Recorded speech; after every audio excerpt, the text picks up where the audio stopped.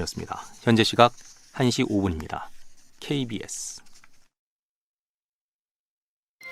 KBS 1라디오.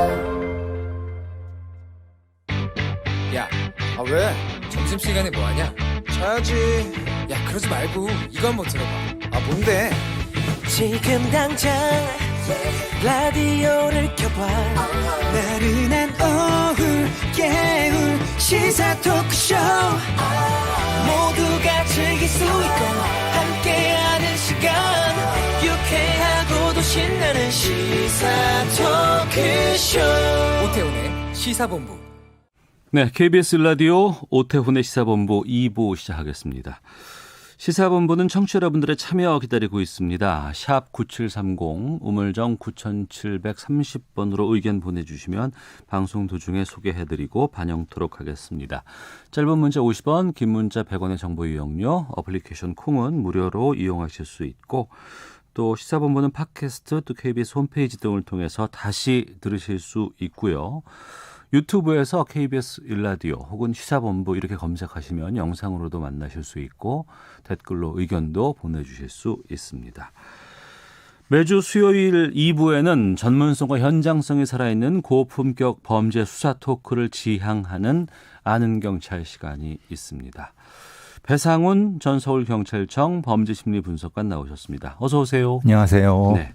그리고 김은배 전 서울경찰청 국제범죄수사팀장 자리하셨습니다. 어서 안녕하십니까. 오십시오. 예, 두 분과 함께 아는 경찰, 친하고 친근하고 무언가 해결해주는 그런 경찰이 제 곁에 많이 있었으면 좋겠다. 이건 많은 청취자분들의 바람이기도 하고요. 근데 또 사건을 다루려고 하다 보면 좀 불편한 얘기들을 많이 할 수밖에 없는 것이 좀 안타깝습니다. 그런 이야기들 또 해보겠습니다. 지난달 신생아가 태어났는데 출생 닷새 만에 두개골이 골절돼서 현재까지 의식을 찾지 못하고 있는 사건입니다. 배상훈 교수님, 간호사 학대 때문이다 이렇게 지금 보도가 나오고 있거든요. 어떻게 되는 일입니까? 그 상황은 지난달 20일 날 그 모 병원의 신생아실입니다. 태어난 지 5일 정도 된 아이니까 신생아실인데 거기서 그 간호사 신생아실 담당 간호사가 그 아이를 이제 옮기는 과정에서 네. 정확히 옮긴 건지 어떤 건지 정확히 파악해 와야 되겠습니다만은 상당히 이 대단히 아이가 심각하게 부상을 입을 수 있는 방식으로 옮기는 과정에서 아이가 크게 다쳐서 말하자면 뇌에 출혈이 생겨서 그러니까 뇌 골절이라고 하는데 뇌에 출혈이 생겼기 부종이 크게 생긴 부분이기 때문에 네.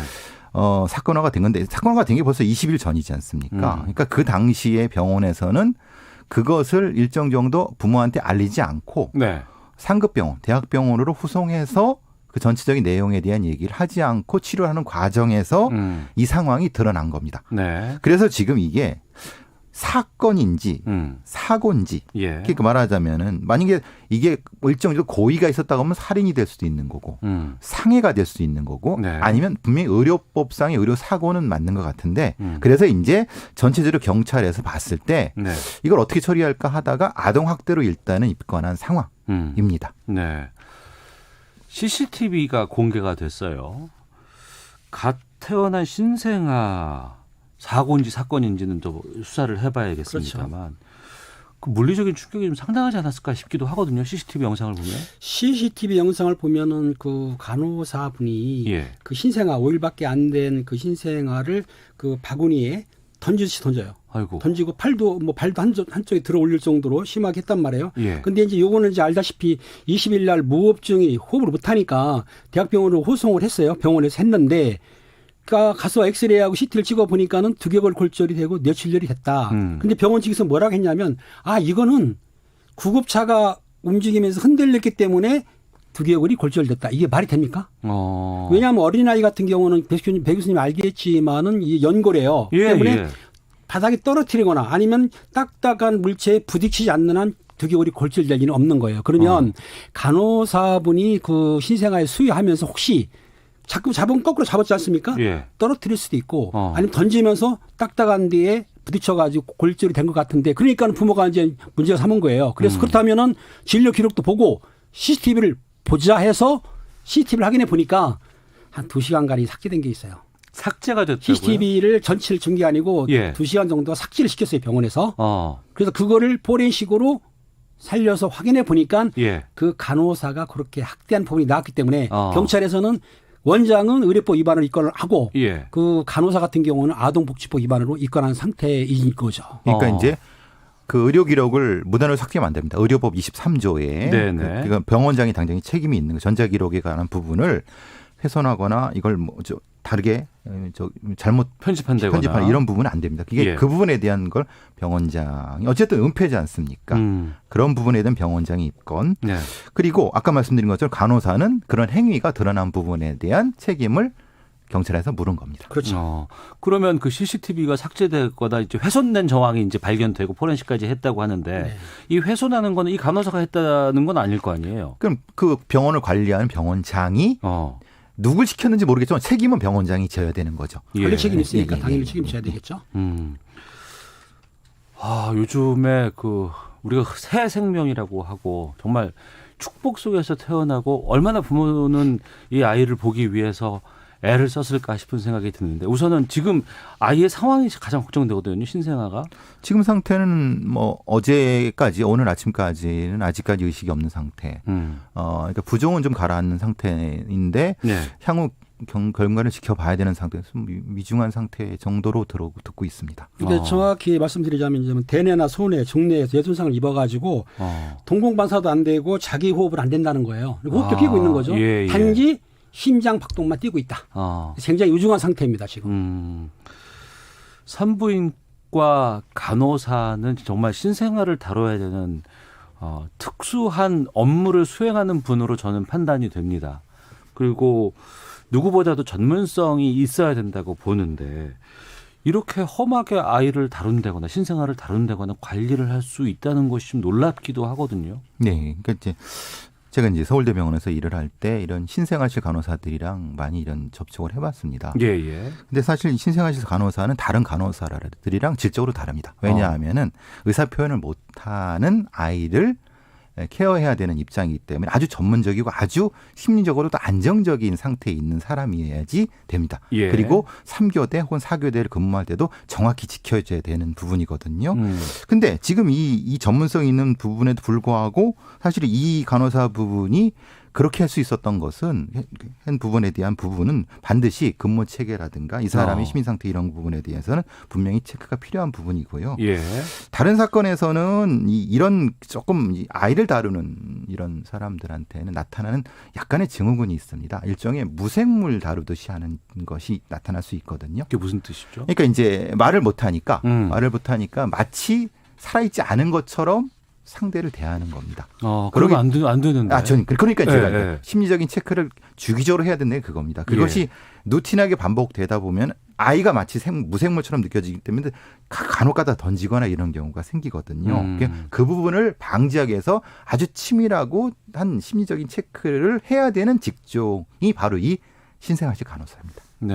이번 건은 제가 보기에는 이제 신생아실 간호사분들이 다 대부분이 열심히 하고 있고 예, 애를 잘 그럼요. 케어하는데 예. 이 간호사분은 이제 그 육아휴직으로 애가 있어요. 육아휴직을 받고 8월경에 복귀를 한 거예요. 네. 근데 이제 본인이 이제 경찰 조사에서 뭐라고 했냐면 평소에 너무 피곤했다. 그러니까 아까 그 교수님 말씀하신 대로 무의식적으로 그냥 평사들에게 던졌다 이런 얘기예요. 그러니까 고의성이나 과실이 아니고 무의식적으로 그냥 애를 던졌다고 한다면 아까 말씀하신 대로 상당히 스트레스도 받고 업무가 고되다 보니까 평소에 이런 행동을 했다. 애기 엄마인지도 불구하고 더군다나 육아까지 갔다 온 분이 그 어린 신생아를 던졌다는 거는 참 너무나 피곤할 수도 있는데 스트레스를 받았다 하더라도 어린 신생아한테 푸는 방법은 절대로 안 되는 거죠. 그러니까 미리 그런 분이라고 하면 거기에 배치면 안 되죠.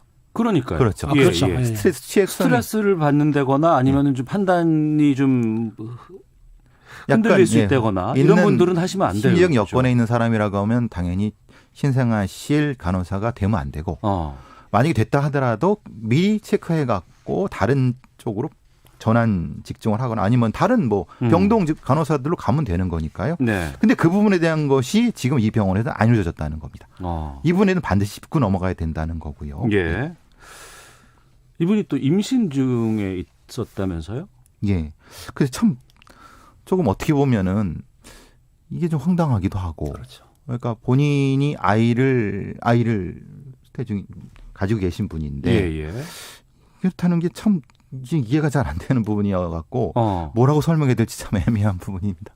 예. 글쎄요. 그 임신 중에 있는 간호사가 신생아실을 담당하고 있다라는 게 저희는 좀 쉽게 납득되지는 그러니까 않아요. 이게 근무 체계에 분명한 일종의 보완이 필요한 부분인 거죠. 예, 예. 거기에 배치하면 안 되는 거죠. 어. 아니면 적어도 배치했다고 하면은 근무 시간을 줄이거나 이게 그렇죠. 낮 시간으로 하거나 이렇게 전환했어야 되는데 전혀 그게 안 이루어진 부분인 거죠. 네.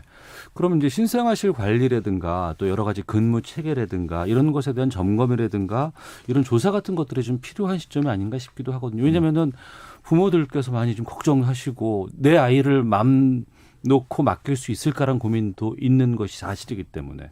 그리고 이거 단순히 그냥 산부인과뿐 아니고 요즘에는 또 여러 가지 그 조리실도 조리실이 뭐죠? 그 관리하는데 요양병원이나 아니야 요양병원 말고요. 저 산후조리원. 산후조리원, 예, 그렇죠. 네. 이런 쪽에도 또 관리 체계가 또 잘 되고 있는지도 확인을 좀 해봐야 되는 시점이 아닌가 싶기도 하고요. 그래서 보건복지부라든지 보건소에서는 아마 이 사건 뒤에 아마 전수조사를 할 거예요. 네네. 각 신생아실이라든지 그다음에 이런 산후조리원이라든지 이런 데를 직접 방문해가지고 실태 조사를 하고 말씀드린 대로 그 간호사라든지 조리원들의 어떤 애로사항이라든지 아니면 시설 상태라든가 점검을 할 거로 생각됩니다. 그래서 필요한 것이 이제 주요한 병원 지점에 대한 CCTV 설치. 네네. 지금 이재명 경기도지사가 수술실에서의 CCTV 예, 설치를 지금 진행하고 있는 거고 물론 의사협회에서 반대하고 있지만 최소한 필요한 부분에 대한 CCTV 설치는 당연히 돼야 될 부분이라고 보고 지금 이 사건도 CCTV 없었으면 그럼 이거는 확인할 수 묻힐 없잖아요. 사건이었죠. 예, 예. 네, 당연히 이것은 CCTV가 없었다고 하면은 아이가 어떻게 다쳤는지에 대한 지금 계속 의료인들 사이에 논쟁으로 끝날 사건이었거든요. 근데 CCTV가 있었기 때문에 이거는 바로 밝혀진 사건인 거죠. 네, 특히 신생아실 같은 경우에는 이게 신생아들의 앞서 말씀하신 것처럼 여러 의사소통이 안 되는 상황이기 때문에 그렇죠. 더욱더 필요하지 않나 싶기도 하고요. 특히 의료 사고가 상당히 좀 이거를 수사하고 여러 가지 과정에서도 어려운 부분들이 좀 많이 있다고 들었습니다. 경찰 쪽에서는 의료 사고 관련해서는 어떻게 좀 숙사를 하는지도 궁금합니다. 경찰에서 의료사고가 나게 되면 이제 피해자라든가 유족이 신고를 하지 않습니까? 그런데 예. 문제는 담당 형사나 수사관이나 검찰 마찬가지로 의사가 아니라는 거. 그러니까 전문 지식이 없는 거예요. 그렇다고 네네. 한다면은 그 진료 차트라든지 기록이라든지 그런 뭐 엑스레이 같은 걸 보고 의사한테 의뢰를 하는 거예요. 내용을. 그런데 이게 문제가 뭐냐면 의사 사건을 의사한테 하다 보니까 솔직한 얘기로 팔이 안으로 굽을 수가 있기 때문에 네. 그런 의사들이 과실 문제라든가 고의 문제를 조금 축소할 수가 있더라. 그렇기 때문에 문제는 우리가 피해자들은 억울하고 생각하지만 전문가들이 이렇다고 하면은 담당 형사나 수사관 입장에서 볼 때는 전문가 의견을 무시할 수 없기 때문에 네. 실제로 의료사고를 밝히기가 쉽지가 않은 건 사실입니다. 그래서 실제로는 이게 정보의 불균형성이 가장 큰 문제입니다. 정보의 불균형성. 의사나 병원은 정보를 99를 가지고 있지만 예. 환자 쪽이라든가 수사관 쪽은 1도 못 가지고 있습니다. 그래서 이제 서울지방경찰청 광역수사대는 의료 전문인들로 채용을 해갖고 한 2년 됐죠. 네. 의료사고 전문팀을 만드는 이유도 그겁니다. 의료사고 전문팀을 따로 뒀군요. 따로 이제. 만들었습니다. 그래갖고 이런 의료사고를 전문적으로 수사할 수 있는. 예. 그리고 검찰청에서도 사실은 의사 출신의 검사들도 있지 않습니까? 네네. 그래서 협업을 통해서 이런 의료 사건 사고를 밝히려고 하고 있는데 가장 먼저는 아까 말씀드린 것처럼 법적으로 의료 기록에 대한 공개. 그러니까 이제 그걸 어떤 조작하거나 아니면 은폐하지 못하도록 하는 그러니까 정보의 불균형성을 해소할 수 있는 방향으로의 전환이 반드시 필요하다. 네. 이런 사고 날 때마다 참 안타까운 마음이 듭니다. 특히 이제 아이 가진 부모들은 다 같은 심정이실 것 같은데 이런 의료 사고와 관련된 이번 경우도 그렇고요. 뭐 처벌이라든가 이런 것들이 어떻게 되나요? 지금 이제 아까 말씀드린 것처럼 의료 사고는 의료법으로 관련된 부분으로 그리고 그건 의료사고 분쟁 조정원이 따로 있습니다. 네. 근데 아시다시피 신해철법 우리가 알고 있는 것처럼 예. 사망이나 아니면 뭐 뇌사 상태의 1개월 이상 아니면은 그것이 중재가 되지 않는. 그래서 보통 소송으로 가서 네. 대부분 의료사 소송은 이기기가 어렵다고 얘기하는 거죠. 그럼 다른 방법은 어떤 거냐? 그래서 지금처럼 아동복지법으로 되는 부분입니다. 네. 그러니까 법 체계가 좀 애매하죠. 이걸 어디로 적용해야 될지 애매한 겁니다. 네. 의료 사고로 적용하면 아까 말씀드린 것처럼 의사분들이 이 증언 감정을 잘 안 해주기 때문에 의료 소송은 이기기가 쉽지 않죠. 환자 쪽에서. 네네. 그래서 이제 경찰이나 검찰 쪽에서도 아동학대 쪽, 그러니까 학대 쪽으로 우회해서 처벌하는 방향. 이게 좀 들으시는 청취자들께서 좀 이상한 생각이 느끼실 겁니다. 네. 그럼 직접적으로 처벌하는 건 없다는 거야?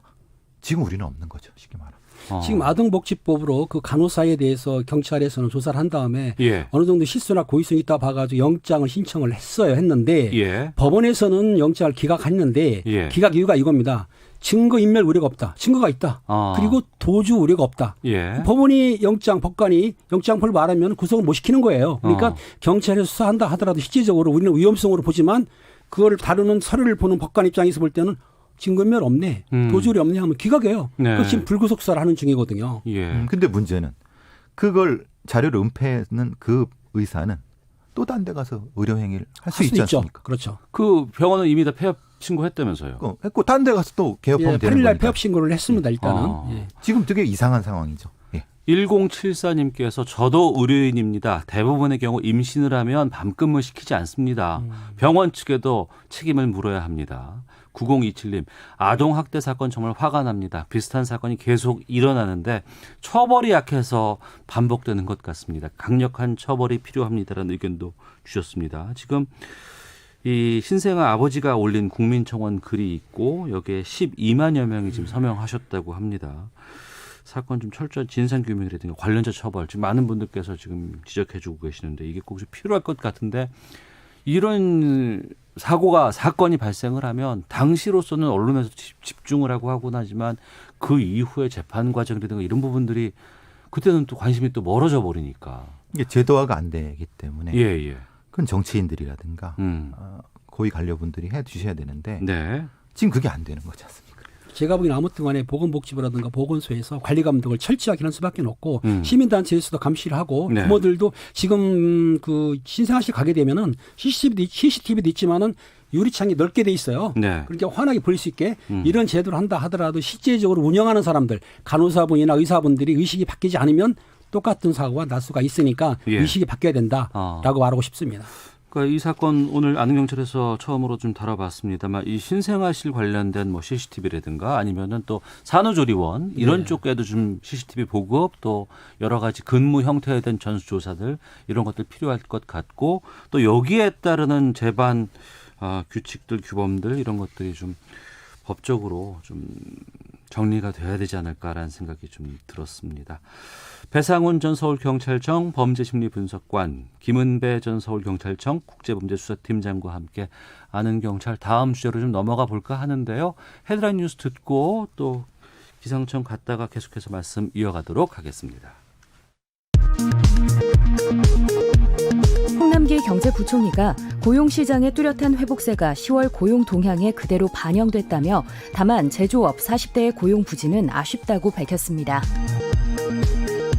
자유한국당 나경원 원내대표 등 의원 109명 전원은 대입 정시 비율을 50% 이상으로 확대하는 내용을 담은 고등교육법 일부 개정안을 발의했습니다. 지난달 취업자 증가폭이 41만 명 넘게 늘어 석 달 연속 30만 명대 이상 증가를 기록했습니다. 국책연구기관인 한국개발연구원이 올해 우리나라가 2%의 경제성장률을 기록할 것으로 전망했습니다. 앞서 5월에 발표한 상반기 경제 전망과 비교하면 올해 성장률은 2.4%에서 2%로 내년 성장률은 2.5%에서 2.3%로 각각 0.4%포인트와 0.2%포인트 하향 조정한 것입니다. 지금까지 라디오 정보센터 조진주였습니다. 이어서 기상청의 송소진 씨입니다.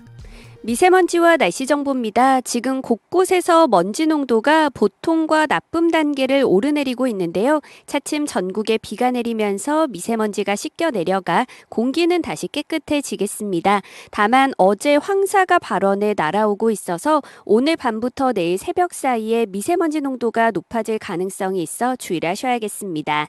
한편 밤까지 전국 곳곳에 천둥, 번개와 돌풍을 동반한 비가 내리겠고 대기가 많이 불안정해 예상해서 일부 내륙에는 우박이 떨어질 가능성도 있습니다. 오늘 한낮 기온은 서울 13도, 대전 14도, 광주와 대구 15도 등으로 어제보다 1도에서 3도가량 낮겠고요. 밤사이 기온이 큰 폭으로 떨어져 대학 수학 능력 시험일인 내일 아침에는 철원이 영하 6도, 서울 영하 3도, 대전 1도, 대구 3도까지 내려가 때이른 겨울 추위가 찾아오겠습니다.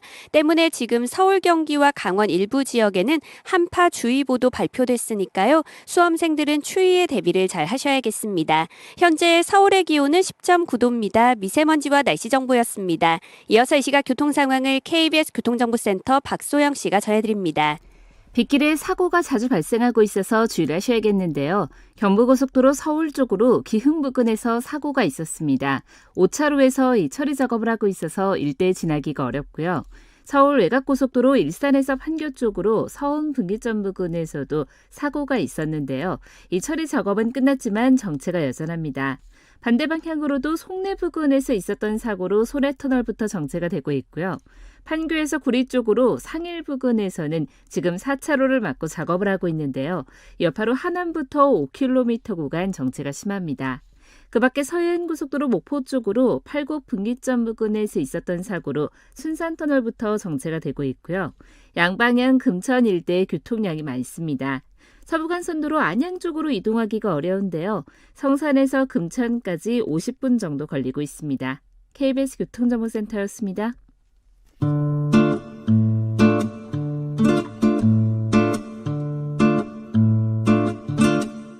오태훈의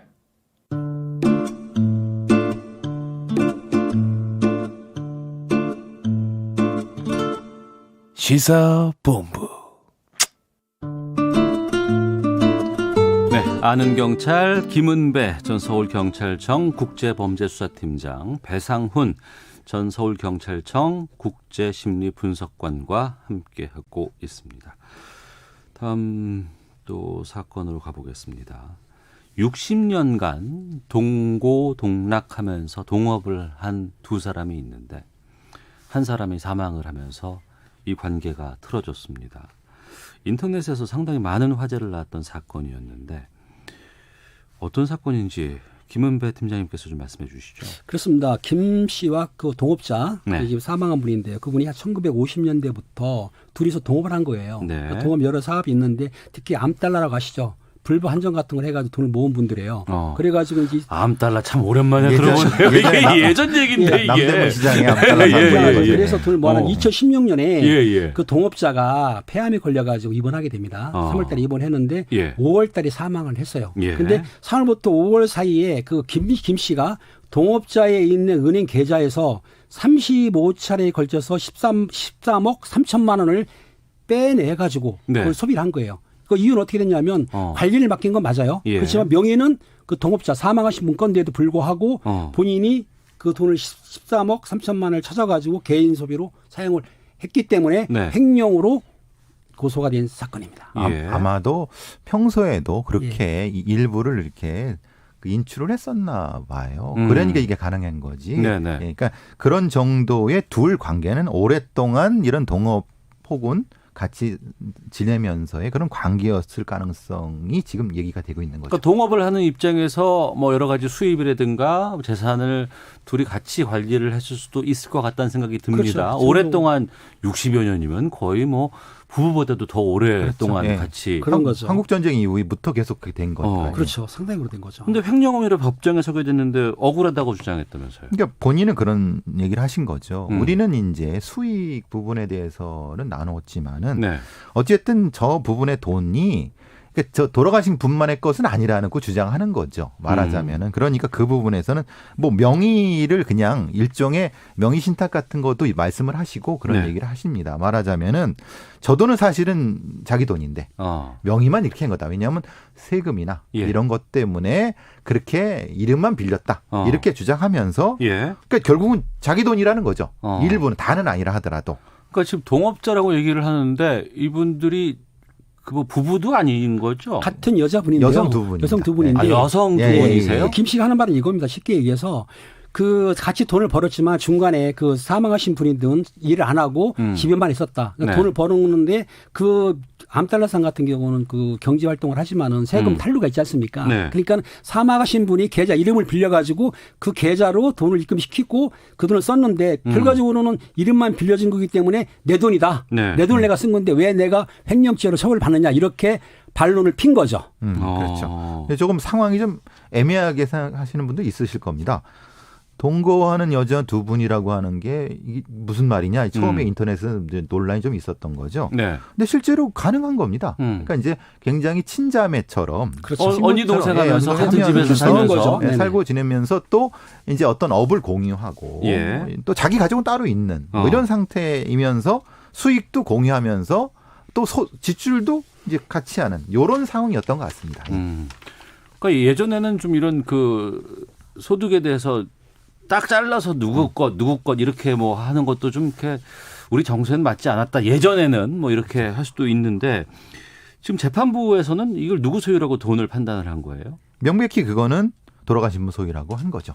그렇기 때문에 돌아가신 분 돈을 어떤 다른 어떤 법적인 조치. 예를 들면 본인이 뭐 상속받은 것도 아니고 상속자는 따로 있다고 합니다. 조카나 상속자가 따로 있고 별도 있다고. 그래서 이제 상속자들이 이제 문제 제기를 한 거죠. 지금 예. 법적인 문제 제기를 한 거기 때문에 재판부에서는 명확하게 그 돈은 상속자들 돈이라고 말씀한 겁니다. 그 통장을 보면은 사망하신 뭐 피해자의 인감이 찍혀 있고 인형이 있어요. 그리고 네. 또 하나 뭐냐면 금융심료법 아시잖아요. 예. 실제로 계좌는 누구 이름으로 돼 있냐면 사망하신 분으로 계좌로 돼 있고 그 돈이 있기 때문에 당연히 본인이 돈이라고 그 사망하신 분이 돈이 되는 거예요. 왜냐하면 금융실명법에 따라 가지고 본인의 실명이 확인됐으면 그 계좌는 본인 것이다. 그런데 그 김모 씨란 분은 이름이 없기 때문에 당연히 사망하신 분이 돈이라고 볼 수가 있는 거죠. 그러니까 그래 결국은 돌아가신 즉시 사망자, 상속자들의 돈이 되는 거죠. 즉, 그렇죠. 예. 글쎄요. 근데 액수도 너무 커요. 13억이라는 돈이 그렇게 짧은 순간에 그렇게 뺄 수도 있을까라는 생각이 들기도 하고요. 근데 전체 액수가 훨씬 더 많았고 50년, 60년 넘게 무엇인가를 같이 해오셨기 때문에 전체 세월에 비해서는 액수가 뭐 그렇게 크다고 볼 수는 없는 거죠. 전체적으로 생각해 보면은 같이 어느 정도의 동업을 했다는 생각을 하면은 근데 일시적으로 보면 13억은 큰 돈이죠. 그러니까 이렇게 보시면 될 것 같아요. 둘이 동업을 했는데 둘이 동업해가지고 건물도 샀어요. 뭐 10억에 사다 팔기도 하고 30억에 팔았는데 각자 벌었지만 재산을 분리를 한 거죠. 그러니까 예금 계좌에 있는 돈은 내 돈이고 또 네 계좌에 있는 건 네 거고 금보치는 내 거고 보석은 네 거고 이렇게 둘이 벌었다 하더라도 분배를 했던 것 같아요. 그러니까 법원에서 인정한 게 뭐냐면 그 피해자가 돌아가신 분이 그랬다는 거예요. 그 조카 며느리한테 보석이라든가 금보치를 달라고 해라. 그 내 거다. 그러니까 아마 같이 벌었다 하더라도 어느 정도 재산 분배는 있었기 때문에 통장 계좌도 그렇고 이런 물건들, 금보치도 같은 것도 본인들이 각각 나눠서 갖고 있었다고 보시면 될 것 같습니다. 근데 이제 조금 정리를 좀 돌아가시기 전에 변호인 입회하에 그렇죠. 그렇게 했으면 했어야 되는 건데 지금 그게 안 돼 있는 부분 때문에 지금 논란이 생긴 것 같습니다. 네. 재판 넘겨져서 피고인은 집행유예를 받았고 그러니까 재산 소유에 대해서는 좀 엄격하게 나눠야 한다. 이런 판례로 좀 남는 것이 아닌가 싶네요. 네네. 알겠습니다. 자, 다음 주제 또 살펴보도록 하겠습니다. 이게 조금 한 일주일 정도 된 사건인데 처음에는 저는 왜냐하면 갑작스럽게 속보가 떠서 화재가 발생을 했다 그랬는데 나중에 알고 봤더니 이게 단순히 그냥 그 산불이 아니고 사건이었습니다. 충북 진천에서 80대 남성이 제사를 지내려고 모인 문중 사람들에게 인화물질을 뿌리고 불을 지른 사건이었습니다. 산이 화재가 났고 산불이 났고 한 명이 숨졌고 11명이 크게 다쳤습니다. 상당수가 60, 70대 고령이시고요. 어떻게 된 일이에요? 이게?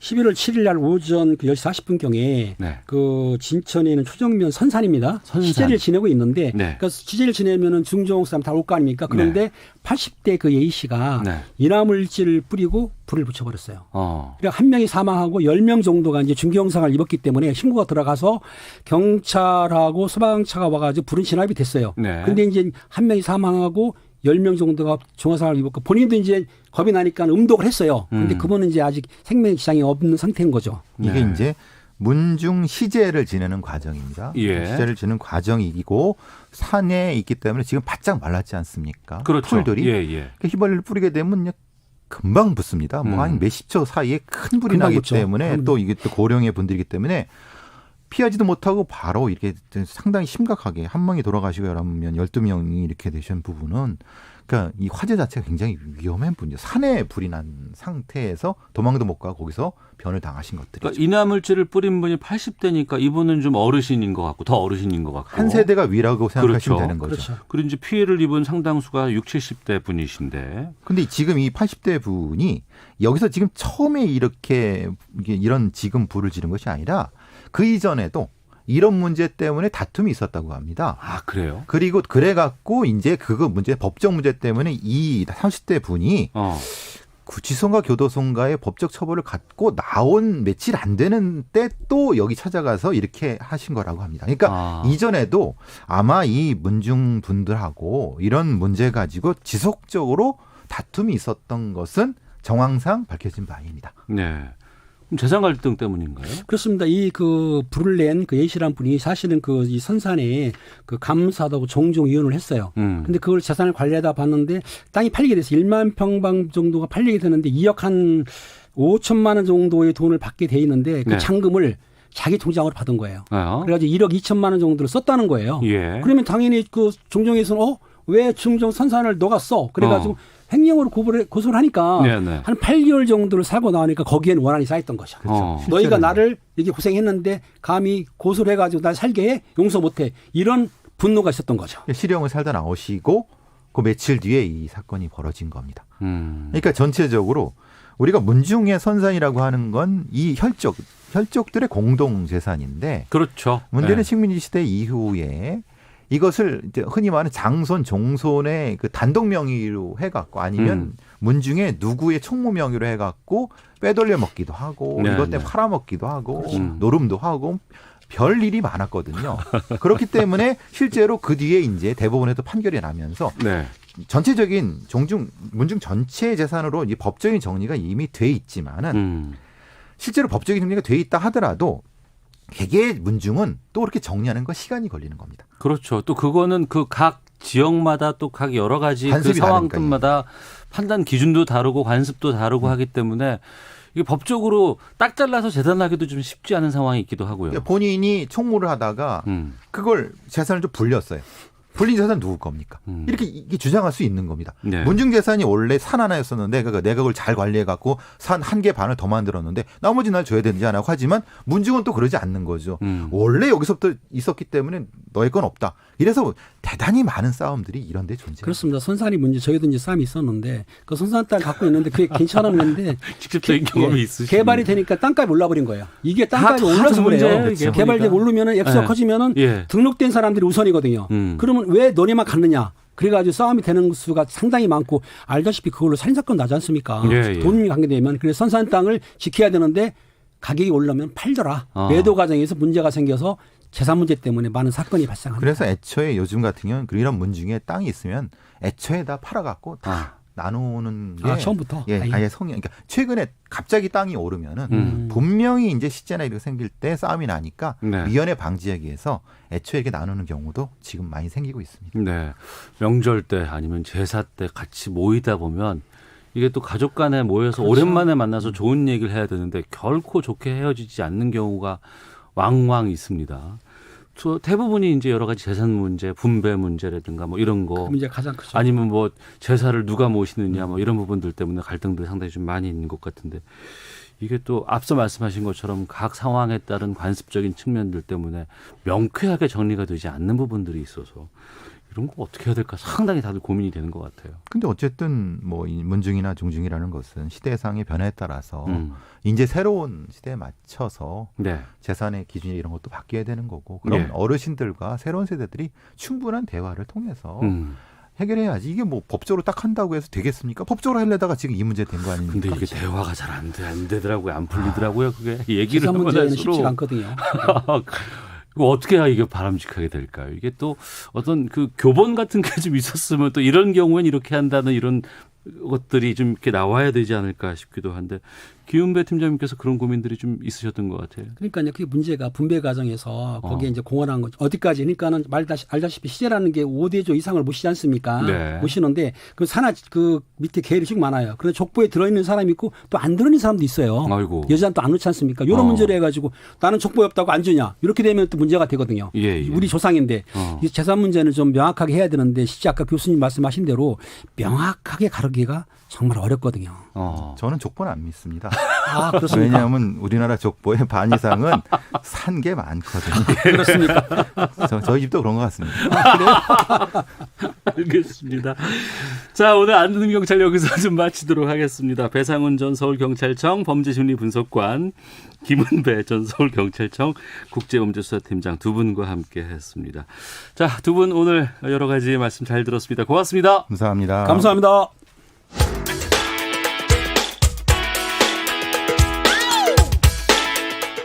오태훈의 시사